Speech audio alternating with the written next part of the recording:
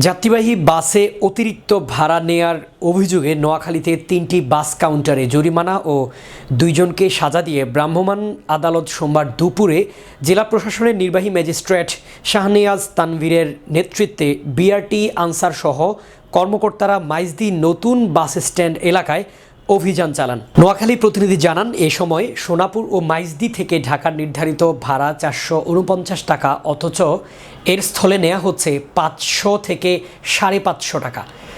টাকা নেয়ার অভিযোগে হিমাচল কাউন্টার, লাল সবুজ ও ২১ কাউন্টারকে ১০,০০০ টাকা করে মোট ৩০,০০০ টাকা জরিমানা করা হয় এবং একই সাথে ২ জনকে ৭ দিনের করে সাজা দিয়েছে ভ্রাম্যমাণ আদালত। এই অতিরিক্ত ভাড়ার প্রতিবাদে নোয়াখালী জর্জ কোর্টের অ্যাডভোকেট মোহাম্মদ শামসুল ফারুক জনস্বার্থে বাদী হয়ে ৪৮ ঘন্টার আলটিমেটাম দিয়ে জেলা প্রশাসক, পুলিশ সুপার, ভোক্তা অধিকার, বিআরটিএ ও বাস মালিক সমিতিকে ডাকযোগে লিগ্যাল নোটিশ পাঠিয়েছেন।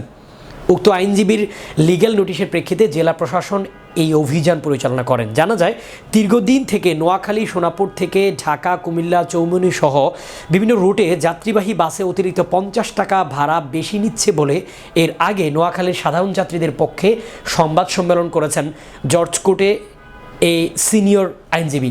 তিনি অভিযোগ করে বলেন, দীর্ঘদিন থেকে এ সকল রুটে প্রতিদিন ১০,০০০ যাত্রীবাহী বাস চলাচল করে।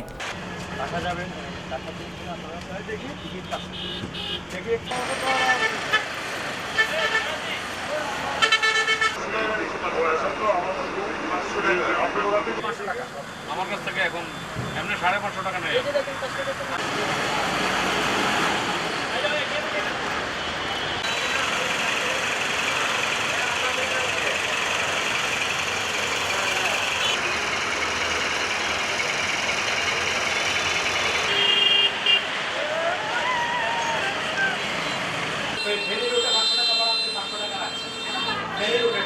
কিন্তু আপনি যান লাকসাম, সায়দাবাদ পর্যন্ত ভাড়া রাখেন না।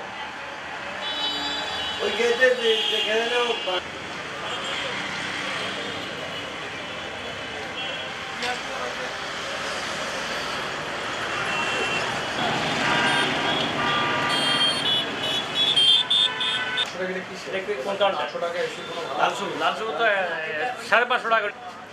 ৳৫৫০ টাকার একটা টিকিট দেখেন না, ৳৪৫০ টাকার একটা টিকিট দেখেন।